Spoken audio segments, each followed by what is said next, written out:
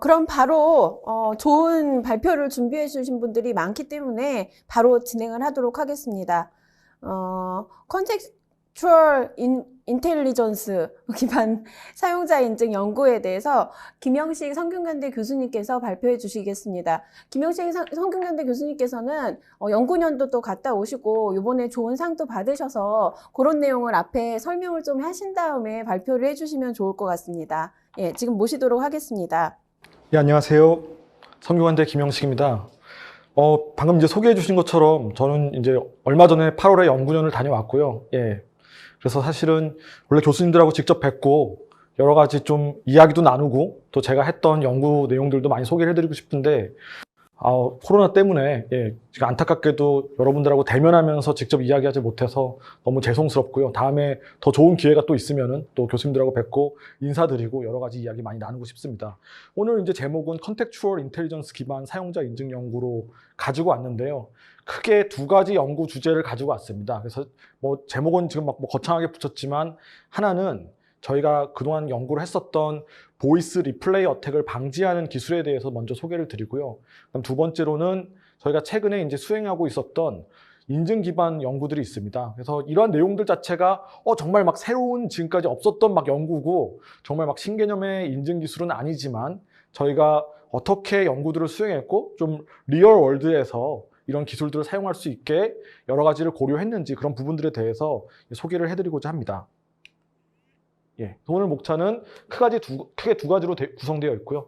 첫 번째는 보이스 라이브니스 디텍션이라 그래서 실제 저희가 이제 목소리를 녹음해서 들어주는 게 아니라 진짜 현재 저희가 말하는 어떤 보이스 목소리를 어떻게 디텍트할 수 있는지 그런 이야기를 하려고 하고요. 두 번째는 사용자 위치를 기반으로 한 인증 서비스에 대해서 이야기를 하려고 합니다.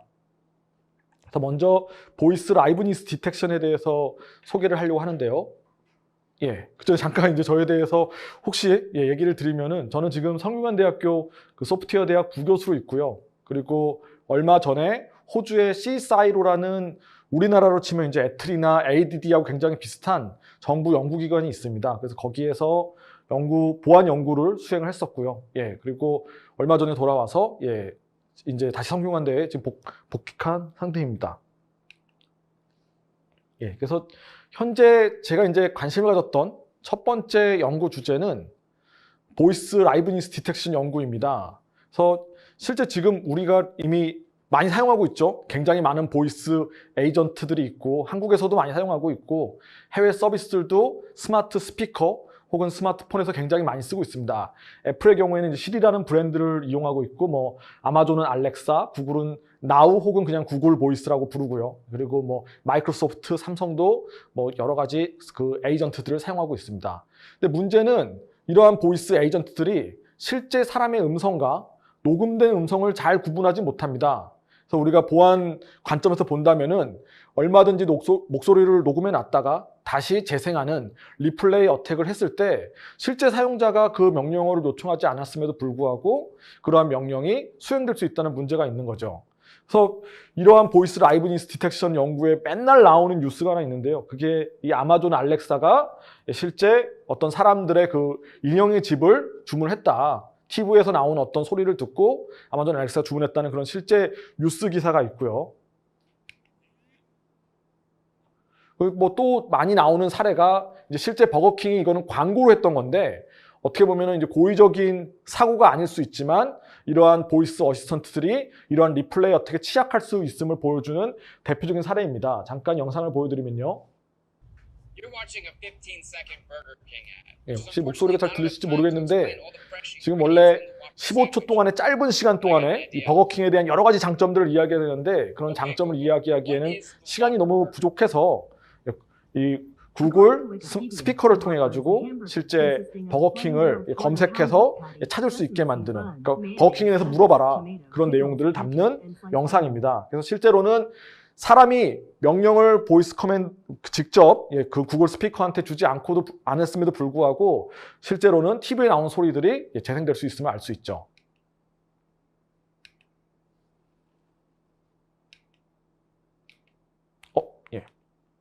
그다음 또 보안 동네에서 저희가 이제 많이 이제 화제가 되었던 연구 중에 하나인데 작년이 아니죠. 이제 벌써 18년인가요? 17년인가요? 예. 돌핀 어택이라고 대표적으로 인오디어블 보이스 커맨드를 보내서 실제 사용자가 명령어를 보내지 않았음에도 불구하고 실제 스피커가 명령어를 인식할 수 있도록 만드는 대표적인 인오디어블 사운드를 이용하는 공격이 있었습니다. 그래서 저희도 연구실에서 실제 그걸 재현을 해봤더니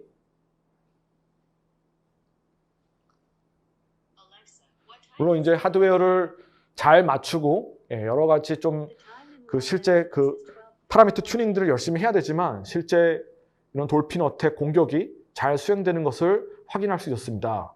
알렉사 지금은 스피커를 사용한 경우인데 삼성 빅스비에서도 테스트를 해봤고요. 스피커마다 약간의 차이는 있지만 실제 사용자가 지금 어떤 로스앤젤레스에서의 시간을 물었을 때 실제 사용자가 보이스 커맨드를 집어넣고 그거를 다시 인오디어블 사운드로 명령어를 보냈을 때도 여전히 그 명령어가 수행되는 것을 확인할 수 있는 데모 영상입니다.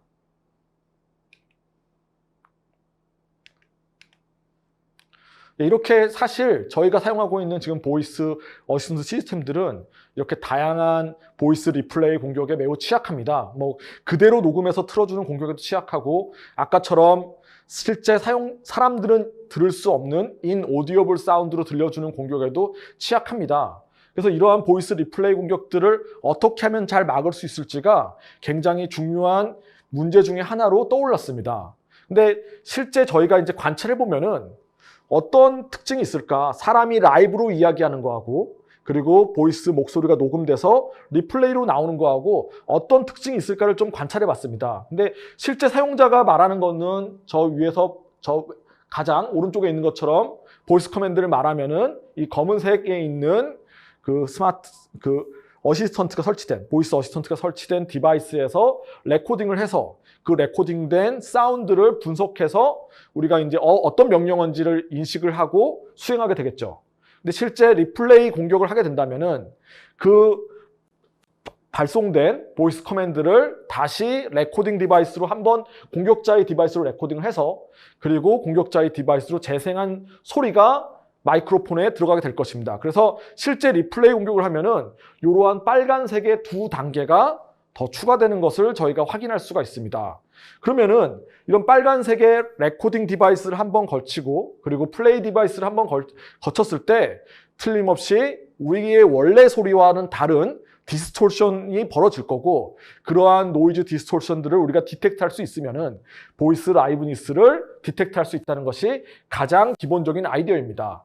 그러니까 실제 사람의 음성은 요 검은색 단계만 거치는 거고 목소리가 녹음된 리플레이 공격은 이 빨간색 과정을 추가적으로 더 거치는 거죠. 그래서 요거에 대한 차이를 인식할 수 있는 피처들을 우리가 발견할 수 있으면은 그런 피처를 이용해서 보이스 라이브니스를 디텍트할 수 있다는 게 기본적인 아이디어였습니다.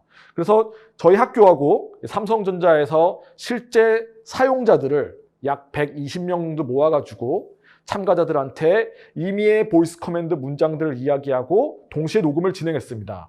그래서 실제 그 두 가지 타입으로 저희가 이제 그렇게 모은 다음에 실제로는 사람의 음성을 직접 들려주는 걸 해보고 그 다음에 또 하나는 그걸 다시 녹음해서 다시 재생하는 걸 해본 거죠. 그래서 이 둘의 차이를 우리는 분석을 해봤습니다.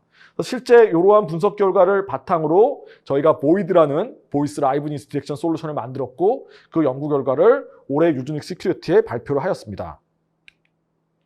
그래서 그것에 대한 내용을 잠깐 간략하게 설명하려고 하는데요. 실제 이런 연구가 처음 있는 거냐? 많이 존재합니다. 특히 이게 보안 쪽보다 더 많이 원래 음성 언어를 처리하는 동네에서는 이러한 연구가 여러 가지 응용 분야 문제 중에 하나였어요. 몇 명이 말을 하냐, 남성이 말을 하냐, 여성이 말을 하냐, 그런 여러 가지. 그리고 그 말한 사람을 실제 식별하는 문제부터 시작해가지고 굉장히 많은 종류의 이런 종류의 문제가 존재했는데 그 중에 한 가지가 보이스 라이브니스 디텍션이라는 문제였어요. 그래서 지금 그러한 보이스 라이브니스 디텍션을 하는 챌린지 대회도 열리고 있습니다. ASV 스푸프라는 이름으로 2017년도에 한번 개최가 됐고 2019년도에도 열리고 있어요. 근데 보안 동네하고 약간 이제 그런 모비컴이라든지 저희 유비쿼터스 컴퓨팅 모바일 동네에서도 이런 거 보이스 라이브니스를 디텍션하는 관련 연구가 조금씩 나오고 있었어요. 그 중에 하나가 이제 웨어러블 기기를 이용해 가지고 리플레이 어택을 탐지해 보자. 실제 저희가 웨어러블 기기 뭐 하드웨어를 얼굴에 가까운 쪽에 설치를 하면 혹은 목걸이를 설치한다든지 그런 진동 같은 뭐 바이브레이션 진동이라든지 실제 라이브니스는 그런 진동이 있겠지만 예, 그 녹음한 거에는 그런 진동이 없을 테니까 그런 걸 이용해서 어택을 탐지해서 약 92% 정도의 정확도를 달성한 게 있었고요. 단점은 추가적인 하드웨어가 필요하죠. 예, 저희가 막 논문 쓸 때는 이런 하드웨어 자체가 뭐 앞으로 파퓰러해질 거고 굉장히 다양한 하드웨어들이 있기 때문에 뭐 큰 문제가 아닐 거라고 얘기하지만 언제나 추가적인 하드웨어는 리얼월드에서 쉽게 사용되지 않습니다. 기기가 포함될 그러니까 그 기기에 대한 코스트 비용이 포함될 뿐만 아니라 실제로는 유저빌리티를 굉장히 떨어뜨리는 문제들이 있죠. 그 디바이스를 항상 가지고 다녀야 된다는 그런 문제들이 있어서 연구는 많이 되고 있었지만 실제 환경에 쓰기는 쉽지가 않다라고 판단했습니다. 그 다음 이제 가장 많이 사용되고 있던 게 기계학습 동네에서 여러 개의 기계학습 모델을 앙상블로 퓨징해서 리플레이 어택을 탐지한 연구가 진행됐습니다. 그 중에 베스트 결과가 EER이 약 6.73%였어요. 여기서 EER이라고 하면 저희가 false positive 레이트가 있고 false negative 레이트가 있죠. 그러한 두 가지를 가운데로 만드는 어떤 스레시홀드를 우리가 정했을 때 그 두 가지 값이 같아지는 스레시홀드를 정했을 때 가장 얻을 수 있는 액큐러시 에러 결과가 6.73%로 낮추는 거였습니다. 이거보다 더 낮추면 낮춰도 좋지만 현재까지의 베스트 결과가 ASV 스푸프 2017년도라는 이미 스탠다드로 저희가 사용하고 있는 데이터셋에서는 6.73% 정도의 에러 레이트를 가지고 있었습니다. 즉, 뭐 성능 자체는 나쁘지 않다고 느낄 수 있는데 문제는 컴퓨테이션 비용이 굉장히 커요. 그리고 굉장히 많은 학습 모델을 특히 최근에 뜨고 있는 여러 가지 CNN부터 시작해서 많은 딥러닝 모델들을 학습해서 사용하는 거기 때문에 온디바이스 트레이닝이 불가능합니다. 예, 물론 저희가 이제 클라우드에서 모델을 만들고 그걸 뭐 프리트레인된 네트워크를 갖고 와서 사용하는 그런 어프로치로는 현실성이 있을 수 있으나 온디바이스 트레이닝이 불가능한 단점들이 있었습니다. 예, 그래서 저희는 이런 기존 연구의 좀 한계점들 아까 같이 추가적인 하드웨어가 필요하거나 혹은 여러 가지 복합적인 모델 혹은 온디바이스 트레이닝이 불가능한 그런 모델들의 사용들을 어떻게 하면 극복해 볼 수 있을까 해서 저희가 여러 가지 실제 회사로부터 삼성전자로부터 필요한 리퀘어먼트를 도출해내서 그런 리퀘어먼트를 만족하는 솔루션을 개발하였습니다. 기본적인 아이디어는 스피커를 통해서 재생되는 녹음된 소리하고 사람의 음성에서 그 주파수 영역의 스펙트럴 파워가 어떤 차이를 갖는지 아까 같이 두 가지 레코딩 디바이스하고 플레이 디바이스를 거치면서 생기는 노이즈 디스토션에 의해서 발생하는 그런 차이를 스펙트럴 파워에서 분석하는 것이 목표였습니다. 이걸 저희가 이제 발견한 거는 여러 가지를 분석하다 보니까 실제 차이가 존재해서 이러한 피처들이 충분히 저희가 기계학습을 통해서 탐지할 수 있다는 것을 발견했고요. 그리고 가청 주파수를 벗어나는 아까 같은 맨 처음에 소개해드린 인오디오블 사운드 같은 공격도 탐지할 수 있음을 보였습니다. 그리고 가장 큰 장점은 라이트웨이트한 알고리즘, 그 온 디바이스 트레이닝을 목표로 설계됐기 때문에 모바일 기기에서도 구현 가능한 특징을 가지고 있습니다. 실제 그 이제 스피커하고의 그 스펙트럴 파워에서의 차이 같은 걸 크게 보시면요. 오른쪽에 있는 게 이제 실제 사람의 음성을, 보이스 커맨드를 녹음한 거고, 요 왼쪽에 있는 게 아이폰을 이용해서 재생된 음성입니다. 그래서 크게 보면은 뭐 하이랩에서 보면 큰 차이가 없어 보이지만, 실제로 보시면은 이 실제 사람의 음성의 경우에는 1kHz에서 급격하게, 굉장히 급격하게 감소하는 특징을 가지고 있고요. 반면에 아이폰의 경우에는 상당히 그게 리니어하게 감소하는 걸 알 수 있습니다. 이게 하드웨어 소자의 특성상 넌 리니어하게 급격하게 감소하는 게 아니라 이렇게 리니어하게 감소하는 특징을 갖더라. 하드웨어의 특성 때문에. 그걸 발견했고요. 그걸 다시 저희가 CDF로 이런 스펙트럴 파워의 CDF 그래프로 그려보면은 더 확연하게 알 수 있습니다. 실제 사람의 음성은 1kHz 이내의 주파수에서 집중되어 있고 여기 보시면은 CDF 약 70%가 1kHz 이내에 들어있죠. 반면에 스피커를 통해서는 약 이 70%의 달성을 하려면은 거의 4kHz 이내까지 와야지만 도달하는 것을 확인할 수가 있습니다. 이러한 특징들 때문에 저희가 이러한 특징을 이용하면 간단하게 스피커의 목소리인지 스피커에서 재생된 목소리인지 사람의 실제 목소리인지를 구분할 수 있겠다는 것을 알아냈습니다. 근데 문제는 이렇게 저희가 이제 쉽게 풀릴 줄 알고 여러 논문을 냈었는데 논문이 팍 리젝이 됐죠. 예, 논문이 리젝된 이유는 봤더니 우리가 테스트한 모바일 스피커들, 아이폰, 뭐 갤럭시 S에 들어가는 스피커들은 저가형 스피커들인 거예요. 저희 입장에서 이제 굉장히 뭐 소리가 짱짱하다, 좋다 이렇게 생각하고 있었지만 알고 보니까 실제로는 충분한 성능을 갖고 있는 스피커가 아니라서 만약 스튜디오급의 하이 퀄러티 스피커들을 가지고 온다면은 저희가 뭐 집안에서 5.1채널 막 사용하는 좋은 스피커들 있잖아요. 그런 사운드 매니아들이 사용하는 하이 퀄리티 스피커를 갖고 와 봤더니 그 특징은 이미 사람의 음성 특징이랑 굉장히 유사했어요. 하이 퀄리티 스피커를 봤더니 1kHz 이내의 주파수에서 높은 시그널의 파워가 집중돼서 사람하고 그 큰 차이가 없었습니다. 그래서 다시 저희가 하이 퀄리티 스피커를 좀 집중적으로 분석해 봤더니 하이 퀄리티 스피커하고 실제 사람을 구분하는 건 상당히 어려운 문제였고요. 하지만 하이 퀄리티 스피커의 경우에는 20Hz하고 5kHz 사이에서 저희가 분석을 해봤더니 이러한 노멀라이즈된 파워 피크의 숫자 같은 게 이제 사람의 경우에는 상당히 랜덤하게 여러 가지의 저런 피크 개수가 나오고 삐죽빼죽한 그런 쉐입들이 굉장히 많이 달랐는데 실제 스피커의 경우에는 저러한 피크의 패턴이라든지 피크의 개수가 굉장히 적고 일정하다는 사실을 발견할 수 있었습니다. 그래서 이러한 특징들을 추가로 이용하면은 하이 퀄리티 스피커도 여전히 디텍트할 수 있다는 사실을 발견할 수 있었습니다. 이 외에 지금 뭐 시간 관계상 저희가 다양한 피처들을 더 소개하지는 못하지만 저희가 크게 로우 파워 프리퀀시 피처랑 하이 파워 프리퀀시 피처랑 리니어 디그리 피처 그리고 LPCC라고 기존의 음성 인식에서 사용하고 있는 그러한 피처들을 가지고 와서 조합을 해봤을 때는 사람과 리플레이된 소리를 잘 디텍트할 수 있다는 것을 알 수 있었습니다.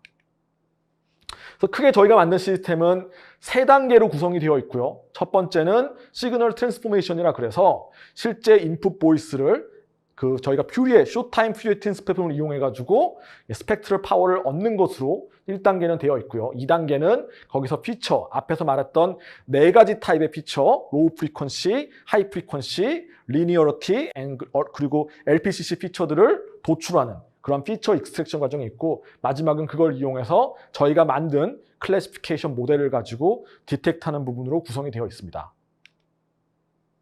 그래서 실제 저희가 굉장히 많은 그런 클래시파이어 모델들을 테스트를 해봤고요. 그 중에서 좀 성능이 비교적 온 디바이스 트레이닝이 가능했던 라이트 웨이트한 애들을 뽑아봤을 때는 SVM하고 뭐 랜덤 포레스트 정도가 가장 적절한 후보들이었고요.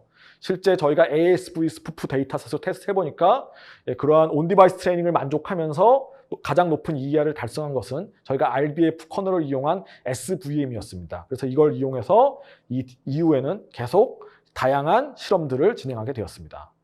그래서 실제 저희가 이제 2가지로 크게 데이터셋이 나눠져 있는데요. 첫 번째는 저희가 이제 삼성하고 협력해서 모은 120명의 데이터셋을 이용해서 EER을 테스트해봤을 때는 거의 디텍트를 완벽하게 할 수 있는 걸 알 수 있고요. 0.3% EER을 가지고 있고 ASV 스푸프 데이터셋은 실제 보이스 커맨드는 아닙니다. 보이스 커맨드는 아니지만 굉장히 어려워요. 거기서의 데이터들은 막 새가 지저귀는 소리도 있고 굉장히 여러 가지 어려운 데이터들인데 그런 데이터의 경우에는 11.6%의 EER을 달성할 수 있는 것을 확인할 수 있었습니다. 이걸 실제 기존에 있던 다른 솔루션들이랑 좀 비교를 해보면요. 이 옆에 있는 게 CQCC GMM이랑 STFT, LCNN 모델들인데 실제 성능 자체는 저희가 만든 게 그 STFT, LCNN 같은 그런 딥러닝 모델에 비해서 떨어지지만 실제 트레이닝 타임이라든지 사용하고 있는 메모리 스페이스는 훨씬 라이트 웨이트한 것을 확인할 수 있습니다. 저희가 사용한 피처는 97개인데 실제 LCN이 사용한 피처는 84,770개이고 훨씬 더 많은 메모리 사이즈를 요구하고 있었습니다. 그래서 실제 ASV 스푸프에서는 그런 랭킹을 발표했어요. 자신들의 데이터셋을 써가지고 가장 높았던 6.73% EER부터 랭킹을 발표했었는데 저희의 기록은 약 2등 정도에 해당하는 것을 확인할 수가 있고요. 그리고 실제 저희 경우에도 보이드만 자체적으로 쓰는 게 아니라 상대적으로 가벼운 다른 모델들이랑 결합해서 앙상블 솔루션을 쓰면은 역시 성능을 추가적으로 개선해서 더 떨어뜨릴 수가 있습니다. 그 중에 한 예로 이미 MFCC 피처는 이미 음성 인식에서 사용하고 있기 때문에 피처 익스트랙션을 추가적으로 하지 않고 그 만들어 놓은 피처를 이용해가지고 GMM 모델을 이용하면은 저희가 약 8.7% 정도의 EER 애큐러시를 달성할 수 있었습니다. 근데 그렇게 해서 저희가 이제 애큐러시를 달성할 수 있다는 걸 알아냈는데, 이거는 이제 머신러닝 관점에서 여기까지 하면 끝이죠. 그래서 너희가 만드는 클래시피케이션 모델이 이렇구나, 너희가 발견한 피처들이 이 정도로 유용하구나라는 걸 발견해서 끝인데, 보안 동네에 오려면은 인텐셔널한 어택들이 얼마나 잘 견딜 수 있는지, 리얼 월드에서는 공격자는 가만히 보이스 커맨드를 녹음해서 보내는 게 아니라 다양한 어디셔널 어택들을 수행하게 됩니다. 그래서 첫 번째로 이제 생각해 볼 수 있는 방법이 리플레이를 시키면서 공격자가 자신의 소리까지 같이 넣는 거예요. 실제 그러니까 보이스 리플레이 공격을 하면서 사용자 음성을 동시에 넣는 거죠. 그럼 사용자 음성의 특성에 들어갈 테니까. 하지만 이 상태에서도 여전히 저희가 98.2%의 탐지율을 가졌고요. 그 다음 이제 인오디어블 보이스 커맨드 어택에 앞서서 예전에 OK 구글을 약간 이렇게 변형한 형태로, 그러니까 사람한테 그 보이스를 오브스케이션 시켜줘서 약간 사람이 들었을 땐 노이즈로 들리게 하는 히든 보이스 커맨드 어택이라는 종류의 공격이 있었습니다. 그래서 그러한 공격의 경우에도 여전히 저희가 99.7%를 탐지할 수 있다는 걸 보여줬고요. 인오디어블의 경우에는 오히려 탐지가 더 쉬워서 100%를 저희가 탐지를 할 수 있었고요. 그 다음 보이스 합성 공격, 실제 사용자 목소리가 아니라 보이스 합성 툴들을 이용해가지고 만들었던 그런 공격에 대해서도 저희가 약 90% 이상의 탐지율을 가졌습니다. 이제 마지막으로 저희의 피처들을 알고 있는 공격자가 고의적으로 피처를 잘 조작해서 EQ를 잘 조작해서 하는 그런 애드버스를 공격을 저희가 테스트해봤는데, 그 경우에는 사실 당연한 이야기겠지만 저희 쪽에 상당한 영향을 줘서 탐지율이 크게 90% 이하로 떨어지는 것을 확인할 수 있었습니다. 그 다음에 저희가 이제 또 테스트해 본 게, 실제 저희가 만든 그 세팅 그대로 실제 지금까지는 접하지 않았던 언신 그런 테스팅 데이터셋을 사용하기 위해서 1200명 정도 이용하는 건물에 뭐 게임존이라든지 엘리베이터, 회의실, 강의실에서 실제 리플레이 공격들을 해봤을 때 그걸 잘 디텍트할 수 있는지, 실제 리얼월드에서의 사운드, 노이즈와 함께 나왔을 때도 여전히 잘 디텍트하는지를 5개의 스피커를 이용해서 테스트를 해봤고요. 실제 그 경우에도 96.2%의 탐지율을 저희가 달성할 수 있다는 것을 확인할 수 있었습니다. 실제 보이드는 굉장히 여러 가지 그런 인텐셔널 공격에도 강건하고, 그리고 리얼월드 환경에서도 언신 데이터에 사용할 수 있는 보이스 라이브 디텍션 솔루션이었다는 거죠. 그래서 이렇게 해서 이제 끝나는 줄 알았는데, 실제 저희가 이제 디플로이 하려고 봤더니 여전히 이 11.6%라는 EER은 굉장히 높은 수치입니다. 그리고 실제 사용자들이 자기가 명령을 얘기했는데 그게 만약에 기계가 리플레이한 명령으로 인식된다면 굉장히 사람들이 짜증을 내겠죠. False Rejection Rate이 사실 Continuous Authentication이라든지 이런 Implicit Authentication에서는 굉장한 유저빌리티를 저해하는 요소입니다. 그래서 당연하게 그런 False Rejection Rate은 굉장히 최소화를 만들어야 되는데 실제로는 지금 굉장히 수치가 높았다는 거죠. 그러한 문제를 막기 위해서 저희가 지금 한 가지 생각하고 있는 솔루션은, 그 다음에 진행했던 연구는 챌린지 리스폰스 기반의 솔루션입니다. 여기 이제 듣고 계시는 많은 보안을 연구하시는 분들이 당연히 생각할 수 있는 솔루션인데, 저희가 시큐리티 프로토콜에서 리플레이 어택을 막기 위해서는 기본적으로 챌린지 리스폰스 기반의, 항상 그 리스폰스가 다이내믹하게 만들어질 수 있도록 항상 계속 매번 바꿔주기 위해서 난스를 추가하는 것이죠. 그래서 저희가 이 난스를 추가하면, 근데 문제는 사용자의 유저빌리티가 떨어질 수 있죠. 기계에서 만약에 그 새로운 난스가 재생돼가지고 같이 녹음된다면은 사용자의 그런 유저빌리티를 떨어뜨릴 수 있기 때문에 난스를 인오디오블 사운드로 졸핑 공격을 오히려 디펜스에 이용하는 것을 역으로 응용해가지고 만들어서 난스를 집어넣는 것을 지금 연구를 했습니다. 그래서 사실 여기서 이제 제일 중요한 거는 어떻게 하면은 실제 사용자의 목소리에는 최대한 영향을 안 주고, 사용자의 보이스 커맨드 인식에는 최대한 영향을 안 주고, 리플레이 공격은 확실하게 디텍트를 할 수 있는 그러한 강건한 난스를 만들 수 있느냐, 인오디오블 난스를 만들 수 있느냐가 이제 관건인데, 그러한 난스를 만들기 위해서 좀 연구를 진행했고 현재 이제 좋은 결과들을 얻고 있습니다. 이거는 차후에 기회가 돼서 이제 이 논문 결과가 잘 발표된다면 다음에 한번 소개하도록 하겠습니다. 다음 두 번째로는 사용자 위치 탐지 기반의 인증 솔루션에 대해 소개를 하려고 하는데요. 이게 아주 막 새로운 토픽이 아닙니다. 이미 굉장히 저희가 많은 Continuous Authentication, Implicit Authentication에서 이미 사용자 위치를 이용하는 하나의 팩터로 사용자를 식별하는 연구들은 상당히 진행되었었고요. 대표적으로 이미 구글이 스마트 록이라는 이름으로 이미 사용하고 있습니다. 지금 이 옵션들을 보시면은 여러 가지 옵션이 있는데, 뭐 온바디 디텍션이라 그래서 이제 너희 디바이스가 사용자 몸에 붙어 있으면은 다시 그 디바이스를 락하는 게 아니라 그냥 언락된 상태를 유지한다든지. 그럼 트러스트 플레이스라고 있죠. 이게 위치 기반의 인증입니다. 너가 신뢰할 수 있는 장소를 등록시켜 놓고 그 장소로 간다면 자동으로 언락된다든지. 트러스트 디바이스 이런 거는 이제 운전하는 사람들 특히 많이 쓰는 거죠. 너가 신뢰할 수 있는 기기가 연결이 되면은 블루투스 기기 같은 거겠죠. 연결이 되면은 알아서 스마트폰이 언락된다든지 그런 여러 가지 옵션들을 스마트 록이라는 이름으로 묶어가지고 여러 가지 옵션들을 제공하고 있습니다. 예, 이런 거죠. 그래서 저희가 관심 갖고 있는 건 여러 가지 각각 요소가 관심이 있지만 이 논문에서는 특별하게 저 트러스트 플레이스에 집중해가지고 정말 저 기술을 쓸모있게 만들려면 어떻게 해야지 만들 수 있는가. 왜냐하면 구글이 이러한 옵션들을 만들고 있는데 대부분 사용자들은 이런 스마트 록이 뭔지도 모르고 사용도 안 하고 있어요. 그 이유는 무엇일까가 저희는 궁금했습니다. 예.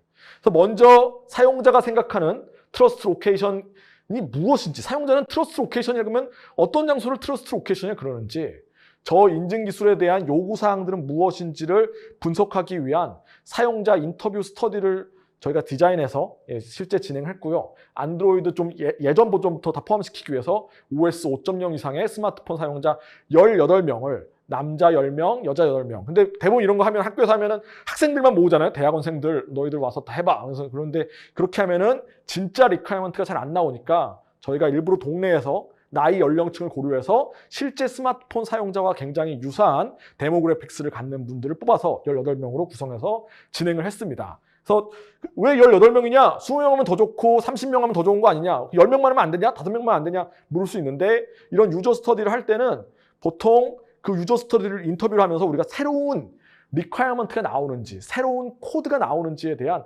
코딩 티어리라는 걸 쓰게 됩니다. 그래서 저희가 분석을 해보니까 약 18명 정도가 지나니까 더 이상 시큐리티랑 유저빌리티, 애큐러시에 관련된 새로운 그런 요구사항, 새로운 키워드들이 많이 나오지 않아서 저희가 이제 수렴되어 있다고 판단하고 여기서 이제 더 이상 사람들을 리크루팅하는 걸 멈추고 요 18명만 가지고 분석을 했습니다. 그래서 이렇게 원래 그 내용들을 쫙 이제 논문에는 적어놨는데 그 내용들은 사실 보완하시는 분들이 별로 좋아하지 않을까봐 과감하게 생략을 하고, 그러한 요구사항들이 대표적으로 뭐가 있었냐 하면은 사용자들은 이러한 장소가 상당히 크다고 생각해요. 트러스트한 장소가 구글의 스마트 록에서 사용하던 거는 GPS 기반의 인증 정보거든요. 그러다 보니까 굉장히 큰 지역입니다. 그럼 내가 학교에만 가면 그냥 무조건 풀리는 거예요. 근데 그 장소가 정말 안전하겠느냐. 그래서 파인 그린드된 로케이션을 원한다. 그리고 인도 관점에서 트러스트 로케이션들을 세팅하고 싶다라든지, 멀티플 장소를 세팅하고 싶다든지, 그리고 셋업 타임이 어느 정도로 빨라야 된다든지, 그리고 이거 써서 배터리 많이 다르면 무조건 안 쓰겠다. 배터리 컨섬션이 굉장히 중요한 리퀘어먼트다. 그런 내용들을 저희가 도출해냈습니다. 그래서 그러한 내용들을 기반으로 솔루션을 만들었어요. 이 솔루션이 막 어마어마하게 좋은 트러스트 로케이션 인증 기반 솔루션이 아니라 기존에 이미 인도에서 그런 내비게이션을 위해서 와이파이라든지 그리고 뭐 블루투스라든지 그러한 시그널들을 이용해서 하는 인증 그 지역 로컬라이제이션 기술들이 있었어요. 그래서 그런 기술들을 참고 삼아서 앞에 있는 리퀘어먼트를 만족하는 기술을 만들었습니다. 예. 크게 저희가 이제 중요하게 생각했던 것 중에 하나는 기존 대부분 이런 논문들에서는 배터리 컨섬션을 크게 논문에 적지도 않고 고려도 안 해요. 근데 저희 관점에서는 실제 배터리를 많이 달는 인증 기술은 사용자들이 쓸 수가 없다라는 좀 생각을 가지고 그걸 최소화하는 것을 좀 목표로 뒀습니다. 그래서 크게 여러 가지 4가지 컴포넌트 나뉘어져 있는데, 첫 번째 데이터 컬렉트 컴포넌트는 GPS, 와이파이, RSSI 그리고 액셀로미터 데이터를 수집합니다. 근데 이 3가지를 항상 똑같은 비율로 수집하는 것이 아니라 먼저 액셀로미터 데이터를 수집해가지고 사용자의 위치가 정말 변했다고 판단되는 경우, 이 트러스트 존 안에서, 트러스트 로케이션 안에서 나가거나 그리고 혹은 트러스트 로케이션으로 들어왔거나 그런 액셀로미터를 가지고 그런 컨텍스트를 기반으로 저희가 그 다음부터 그럼 장소가 이제 크게 변했으니까 사람이 여러 걸음을 걸어서 트러스 로케이션 밖을 벗어났을 수 있다, 혹은 안으로 들어갈 수 있다는 판단이 됐을 때는 GPS 데이터를 추가로 수집합니다. 그럼 GPS 데이터를 가지고는 우리가 파인그린된 인도 로케이션을 찾을 수는 없겠죠. 하지만 큰 지역에 트러스 로케이션을 포함하는 큰 라지 에어리어를 찾을 수가 있고요. 그 경우에만 저희가 와이파이 데이터를 추가로 수집했습니다. 왜냐하면 와이파이 RSSI를 저희가 만든 어플리케이션 레벨에 수집한다는 것은 굉장히 스캐닝이 들어가기 때문에 굉장히 많은 파워를 소모하는 액션이기 때문에 이 와이파이 데이터를 수집하는 일을 최소화할 수 있도록 저희가 컨텍스트를 분석하였습니다. 컨텍스트 디텍터는 아까 말한 액셀로미터 데이터를 이용해서 와이파이 RSSI를 수집할지 수집하지 않을지를 결정하는 일도 하고요. 그다음 또 하나는 실제로 그 RSSI를 식별하는 모델이 사람이 서 있을 때나 사람이 앉았을 때 혹은 스마트폰을 손에 쥐고 있을 때가 다릅니다. 그래서 그러한 컨텍스트를 이해하는 것까지도 들어가 있습니다. 그다음 로케이션 디텍터의 경우에는 GPS를 이용해서 1차적으로 코스 그레인드된 큰 라지 지역을 판단하고, 두 번째는 그 주변에 있는 액세스 포인트의 BSS ID하고 RSSI 값을 이용해가지고 트러스 로케이션의 내부에 있는지를 판단했고, 저희가 만든 기술은 약 5m 정도의 거리에 대해서는 약 10% HTR 에러를 달성했었습니다. 그래서 굉장히 좀 리즈너블한 솔루션을 만들었고요.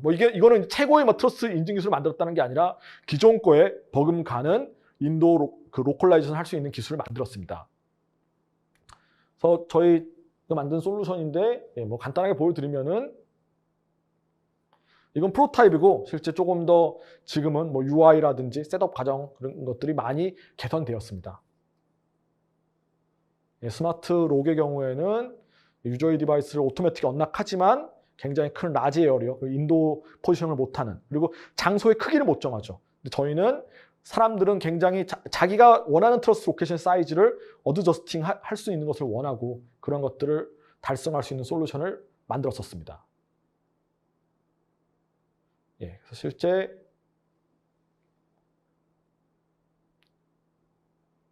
유저 어센티케이션 쓰기 위해서는 좀 더 파인그린 되고 인도 로케이션이 필요하다는 것을 알 수가 있었고요.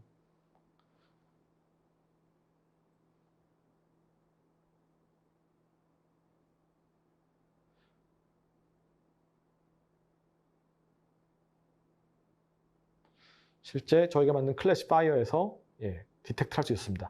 초창기에는 저희가 약간 복잡한 클래시파이어를 많이 사용했는데 나중에는 저희가 그냥 디스턴스 기반으로 유클리디언 여러 가지 디스턴스 테스트 해봤지만 유클리디언 디스턴스 기반으로 테스팅하는 것이 가장 심플하면서도 적절한 성능을 실제 냈기 때문에 그렇게 사용했습니다. 그래서 실제 테스트를 보시면은 이게 락이 걸렸다는 표시고요. 약 1분 정도 셋업을 하면은 실제 트러스한 장소를 등록할 수가 있습니다. 그래서 약간의 시간이 지나면은 언락되는 것을 확인할 수가 있고요. 여기가 트러스 존으로 등록된 장소입니다. 이 디바이스를 바깥으로 저희가 걸어서 가지고 나가면은 실제 다시 디바이스가 락되는 것을 확인할 수가 있습니다. 그리고 다시 원래의 장소로 돌아오면은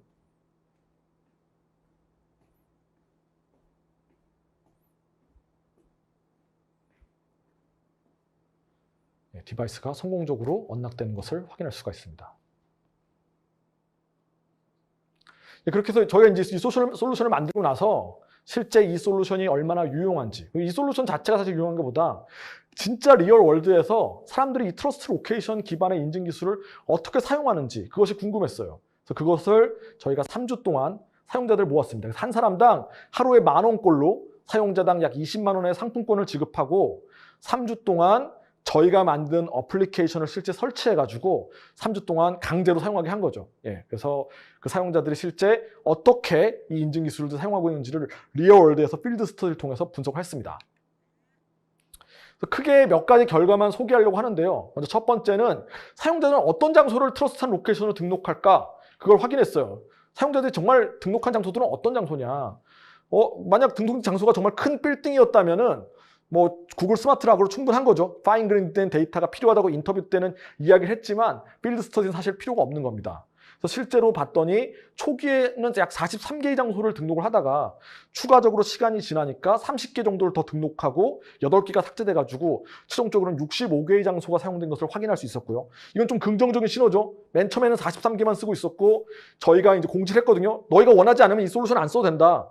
실제 저희가 에콜로지컬 밸리더티를 확보하기 위해서 얼마든지 삭제하거나 이 디바이스를, 이 어플리케이션을 더 이상 안 써도 된다는 걸 얘기했는데 사용자들은 3주가 지날 때까지 실제 사용하고 있었던 거예요. 그리고 장소의 개수는 더 늘어나서, 그러니까 굉장히 좋은 유저빌리티를 주고 있었다는 시그널이 있는 거죠. 그리고 저희가 봤더니 약 72%의 사용자가 2개 이상의 장소를 등록하더라. 한 개만 등록한 게 아니라 2개 이상의 장소를 등록해서 멀티플 로케이션을 등록하는 것이 굉장히 중요한 리퀘어먼트라는 걸 알았습니다. 그리고 뭐 당연하게 우리가 예상했겠지만 홈하고 오피스는 굉장히 빈번하게 등록되는 장소였고요. 하지만 스포츠센터, 강의실, 카페, 병원, 도서관, 뭐 지하철 입구 등이 다양한 장소가 역시 등록되는 것을 확인할 수가 있었습니다. 그다음 등록된 장소의 크기를 봤어요.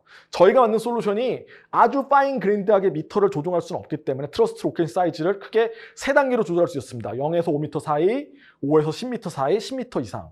그래서 우리가 기대한 거는 시큐리티를 사람들은 굉장히 0에서 5m를 많이 고를 거야. 내 방을 골랐을 때, 내 방 사무실 골랐을 때 그렇게 고를 거라 생각했는데 실제로는 대부분 사용자들이 0에서 5m를 사용하지 않았습니다. 리얼월드에서는 5에서 10m가 굉장히 많이 사용되는 걸 볼 수 있었고요. 그리고 한 명을 제외한 나머지는 5에서 10m나 10m 이상의 장소만을 선택하고 있었습니다. 심지어는 내 방의 경우에도 78% 사용자는 5에서 10m의 장소를 선택했습니다. 그 실제 장소의 크기를 사용자들은 중간에 이제 변화를 줬는데요. 원래 0에서 5m를 사용하던 사용자들도 장소를 바꾼 거예요. 여기서 이 파란색은 장소의 크기를 더 늘린 경우를 말하고요. 빨간색은 장소의 크기를 줄인 경우를 말합니다. 그래서 한 명의 사용자만이 장소의 크기를 줄였고 나머지 사용자들은 다 장소의 크기를 늘린 것을 확인할 수가 있습니다. 대부분 사용자들은 유저빌리티를 위해서 크기를 키웠다는 거죠. 그리고 저희가 이제 트러스트 로케이션들을 방문한 빈도와 시간들을 봤더니 실제 40% 이상의 등록된 로케이션은 사용자가 거의 방문하지 않는 지역입니다. 3주 동안에 약 10번 미만만 방문했음에도 불구하고 트러스트 로케이션 등록돼 있었고요. 45%의 등록된 트러스트 로케이션에서는 사용자가 20시간 미만만을 체류했습니다. 3주의 기간 동안에. 그래서 사용자들은 자신이 자주 방문하지 않거나 오래 체류하지 않는 장소도 트러스트 로케이션에 등록하는 것을 알 수 있었습니다. 그 다음이 사실 굉장히 중요한 내용인데요.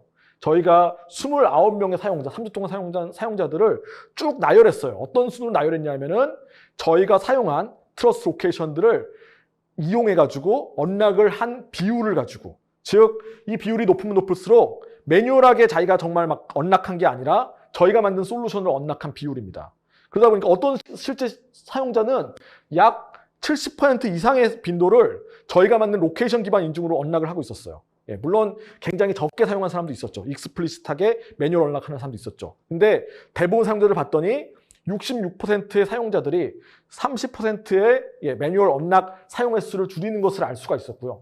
66%가 실제 저희 로케이션 인증 기반을 쓰면은 원래 평소에 언락을 해야 되는 숫자에서 30%는 오토매틱하게 언락이 되는 겁니다. 그러니까 굉장히 편리하게 리얼드에 쓰고 있었다. 그 평균적으로 약 36%가 줄어드는 걸 알 수 있었고, 그 다음에 사실 굉장히 재미난 건데 아까 굉장히 많은 장소가 등록된다 그랬잖아요. 근데 실제로는 대부분의 우리가 쓰는 이 위치 기반의 인증 기술에서 사용하는 그 오토매틱 언락은 33%가 홈하고 오피스에만 발생해요. 나머지 다양한 장소들은 오직 3%밖에 발생을 안 하더라. 그래서 우리가 만약 홈하고 오피스만 등록하더라도 충분히 이 로케이션 인증 기반의 베니핏을 누릴 수 있다는 것을 확인할 수 있습니다. 그래서 결론인데요. 저희가 29명의 사용자 중 28명이 실제 이 서비스를 계속 사용해서 충분히 위치 기반 인증 기술이 유저빌리티를 갖고 있다는 것을 리얼월드에서 확인할 수가 있었고요. 그리고 실제 어느 정도의 베니핏을 갖고 있냐? 이 기술을 사용해서 사용자들이 등록한 장소에서만 언락을 하더라도 36% 정도의 매뉴얼 언락 횟수가 줄어들더라. 실제 환경에서. 근데 실제 저희가 봤던 건 이제 좀 안 좋은 뉴스는, 배드 뉴스는 많은 사용자가 잠재적으로 보안하는 사람들이 봤을 때는 안전하지 않은 장소를 트러스트 로케이션에 등록하고 있었다는 거죠. 여기서 안전하지 않은 장소는 다른 사람들이 얼마든지 내 디바이스에 언락한 채로 접근할 수 있는 뭐 헬스장이라든지 그리고 카페라든지 그런 다른 사람과 쉐어하는 공간들이 트러스트 로케이션에 많이 등록돼 있었습니다. 그래서 우리가 그 패스워드 만들 때, 유저 패스워드 만들 때 그러한 위험한 패스워드, 약한 패스워드를 막기 위해서 블랙리스트 같은 패스워드 정책을 쓰잖아요. 역시 보안 솔루션에서는 사용자들한테 완전한 프리덤을 주는 것보다는 그러한 보안 정책을 통해서 트러스트한 로케이션을 좀 위험한 장소에서는 등록하지 못하도록 만드는 정책이 필요하겠더라. 그래서 사용자가 자주 방문하는 장소의 경우는 트러스트 로케이션을 저희가 오토매틱 추천을 해주고 또 다른 사람들하고 쉐어할 수 있는 큰 위험한 지역들은 자동으로 이 지역이 얼마나 위험한지 그런 걸 알려주는 보안 정책들이 필요하다는 사실을 알 수 있었습니다. 하지만 그럼에도 불구하고 그러한 장소를 빼더라도 홈하고 오피스만 등록을 하더라도 33% 정도의 매뉴얼 언락 횟수를 줄일 수 있기 때문에 굉장히 큰 베니핏을 갖는 인증 기술이라는 것을 확인할 수 있었습니다. 예. 제가 오늘 준비한 건 여기까지고요. 예, 또 뭐 짧은 시간 동안에 제가 좀 이렇게 막 내용을 건너뛴 것도 있고 많이 이야기를 드렸는데 혹시 질문 있으시면 편하게 질문해 주셔도 될 것 같습니다. 네, 교수님 너무 좋은 내용으로 열정적으로 강의해 주셔서 감사합니다. 예. 그러면 이어서 지금 질문이 없는 관계로 아마 고민들을 하셨다가 연결해가지고 질문하시지 않을까 합니다. 교수님 계속 계실 거니까 제가 또 다시 문의 드리도록 하겠습니다.